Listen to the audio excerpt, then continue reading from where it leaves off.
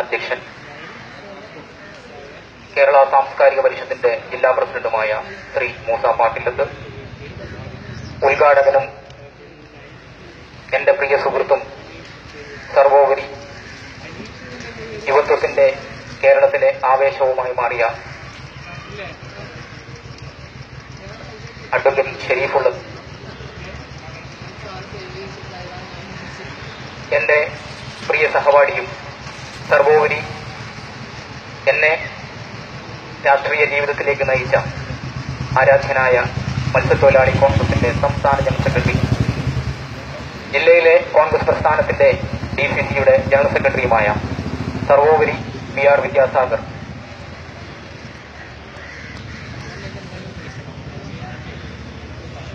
ഗുരുക്കന്മാരുടെ ഇടയിൽ അള്ളാഹുവിന്റെ നബി തിരുമേനിയുടെ ആശയങ്ങൾ പ്രചരിപ്പിച്ചുകൊണ്ട് ലോകത്തിന്റെ മുക്കിലും മൂലയിലും സമാധാന സന്ദേശത്തിന്റെ വാഹകരായി അള്ളാഹുവിന്റെ തിരുനാമത്തിൽ നബി തിരുമേനിയുടെ ദീർഘവീക്ഷണത്തോടുകൂടി പ്രവർത്തിച്ച് കൊണ്ടിരിക്കുന്ന എന്റെ പ്രിയ സഹപാഠി അബ്ദുൽ നാസർ ഫൈസി, അതുപോലെ തന്നെ എന്റെ ഗുരുനാഥനും സർവോപരി കാസർഗോഡ് ജില്ലാ രാഷ്ട്രീയത്തിൽ തിളങ്ങി നിൽക്കുന്ന ശ്രീ ഷുക്കൂർ കണാച്ചെ, എന്റെ പ്രിയ ഡോക്ടർ അബ്ദുൽ അസീസ് അവറുകൾ, ബഹുമാന്യനായ നമ്മുടെ പത്രപ്രവർത്തകരുടെ ആവേശമായ ചന്ദ്രൻ ആറങ്ങാടി, കേരള സാംസ്കാരിക പരിഷത്തിന്റെ ആരാധ്യനായ സംസ്ഥാന കമ്മിറ്റി മെമ്പർ മൂസ മൊഗ്രാൽ, അതുപോലെ തന്നെ സംസ്ഥാന കമ്മിറ്റി മെമ്പറായ റിയാസ് മൊഗ്രൻ, രാംദാസ് കാഞ്ഞങ്ങാട്, ജോസഫ് വടകര,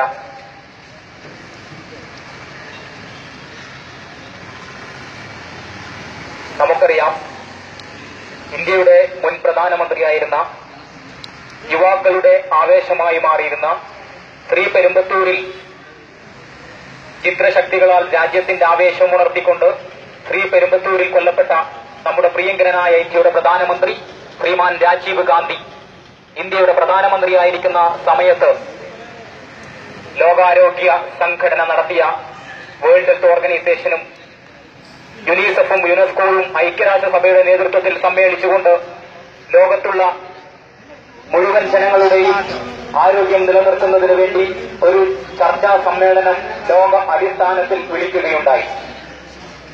ലോകത്ത് വികസിത രാജ്യങ്ങളിലെയും വികസ്വര രാജ്യങ്ങളിലെയും ലോകത്തുള്ള പ്രധാനമന്ത്രിമാരും പ്രസിഡന്റുമാരും ഭരണാധിപന്മാരൊക്കെ ആ സമ്മേളനത്തിൽ പങ്കെടുക്കുകയുണ്ടായി. ഇന്ത്യയെ പ്രതിനിധീകരിച്ചുകൊണ്ട് ഇന്ത്യയിൽ നിന്നും പോയത് നമ്മുടെ പ്രധാനമന്ത്രിയാണ്, മുൻ പ്രധാനമന്ത്രി ശ്രീമാൻ രാജീവ് ഗാന്ധി. അദ്ദേഹത്തിന്റെ മുന്നിൽ ഞാൻ ശിരസ് നമിക്കുകയാണ്. കാരണം അദ്ദേഹം ബദൽ ചികിത്സാ രീതികൾക്ക് വേണ്ടി ചെയ്തത് അദ്ദേഹം ഒരുപാട് കാര്യങ്ങളാണ്. ഇന്ത്യൻ പാർലമെന്റിൽ ഈ സിസ്റ്റം ഡെവലപ്മെന്റ് ചെയ്യുന്നതിന് വേണ്ടി ഏറ്റവും കൂടുതൽ ത്യാഗോജ്വലമായ പോരാട്ടം നടത്തിയത് നമ്മുടെ പ്രിയങ്കരനായ രാജീവ് ഗാന്ധിയാണ്. അദ്ദേഹത്തിന്റെ പ്രത്യേകത എന്ന് പറഞ്ഞാൽ അദ്ദേഹം ലോകത്തിന്റെ മുക്കിലും മൂലയിലും സഞ്ചരിച്ച വ്യക്തിയാണ്. ഗാന്ധിജി പറഞ്ഞതുപോലെ അനുഭവമാണ് ഗുരു എന്ന് പ്രചരിപ്പിച്ച ഗാന്ധിജിയുടെ അതേ ആശയം ശ്രീമാൻ രാജീവ് ഗാന്ധി ഉൾക്കൊണ്ടു. അതിന്റെ ഏറ്റവും വലിയ ഉദാഹരണമാണ് ഇലക്ട്രോപ്പതി മെഡിക്കൽ സയൻസ്. അദ്ദേഹം ശ്രീമതി സോണിയാഗാന്ധിയോടൊപ്പം ഇറ്റലിയിൽ സന്ദർശിച്ച വേളയിൽ ഈ ചികിത്സാശാസ്ത്രത്തെക്കുറിച്ച് അറിയുന്നത്. അദ്ദേഹം പാർലമെന്റിൽ ഈ ചികിത്സാശാസ്ത്രം ഡെവലപ്മെന്റ് പ്രൊമോഷൻ റിസർച്ച് സ്കീമിൽ ഉൾപ്പെടുത്തിയത് ശ്രീമാൻ രാജീവ് ഗാന്ധിയുടെ ഏറ്റവും വലിയ ജീവിതത്തിനിടയിലെ ഏറ്റവും വലിയ കാര്യമാണ്. അദ്ദേഹം നടത്തിയിട്ടുള്ള സർവപ്രധാനമായ തീരുമാനങ്ങളിൽ ഏറ്റവും വലിയ തീരുമാനം ഇതായിരുന്നു: പാവപ്പെട്ട ജനങ്ങൾക്ക് ചുരുങ്ങിയ ചെലവിൽ ചികിത്സിച്ചുകൊണ്ട് രോഗങ്ങൾ മാറ്റണമെന്ന് അദ്ദേഹം തീരുമാനമെടുത്തിരുന്നു. അതിനുശേഷം അദ്ദേഹം 91 മരണപ്പെടുകയുണ്ടായിരുന്നു.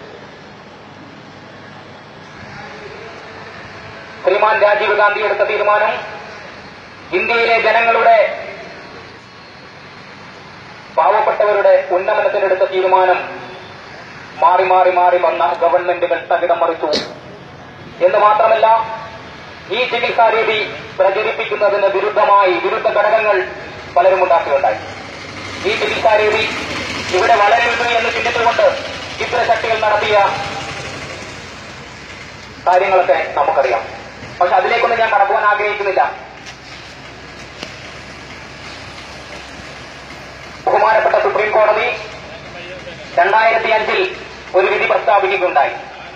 ഇതുമായി ബന്ധപ്പെട്ട് ഡൽഹിയിൽ നിന്നും സ്പെഷ്യൽ ലീവ് അപ്പീൽ സുപ്രീം കോടതിയിൽ എത്തുകയും പരമോന്നത നീതിപീഠം ഇന്ത്യയിൽ ഈ ബില്ല് പാർലമെന്റിൽ പ്രമോഷൻ ചെയ്യണമെന്ന് ബഹുമാനപ്പെട്ട ഭാരത സർക്കാരിനോടും ഇന്ത്യൻ പാർലമെന്റിനോടും ആവശ്യപ്പെട്ടു.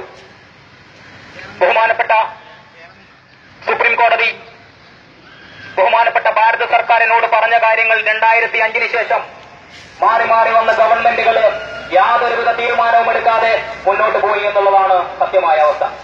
സുപ്രീം കോടതി ഇലക്ട്രോപ്പതി മാത്രമല്ല, മറ്റുള്ള ചികിത്സാ രീതികൾ ഏകദേശം 100-ലധികം ചികിത്സാ രീതികൾ ലോകത്തിന്റെ മുന്നിലുണ്ട്.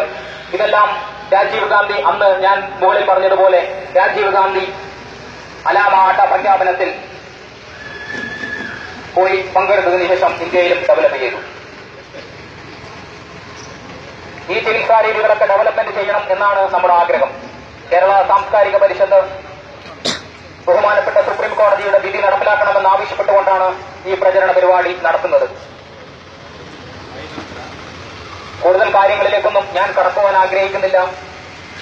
ഇന്ന് ആരാധ്യനായ സംസ്ഥാന പ്രസിഡന്റ് ഈ പരിപാടി ഔപചാരികമായി ഉദ്ഘാടനം ചെയ്തിരിക്കുകയാണ്. ഈ പരിപാടി ഓരോ ജില്ലകൾ തോറും സഞ്ചരിക്കുമ്പോഴും വലിയൊരു ആവേശമായി മാറിക്കൊണ്ട് നൂതനമായ ചികിത്സാ രീതികൾ പ്രചരിപ്പിക്കാൻ എല്ലാവരും മുന്നോട്ട് വരണമെന്ന് വിനീതമായി അപേക്ഷിക്കുകയാണ്. എനിക്ക് തന്ന നന്ദിക്ക് ഊഷ്മളമായ നന്ദി അറിയിച്ചുകൊണ്ട് ഞാൻ എന്റെ വാചകം ചുരുക്കുന്നു. ജയ് ഭാരത്.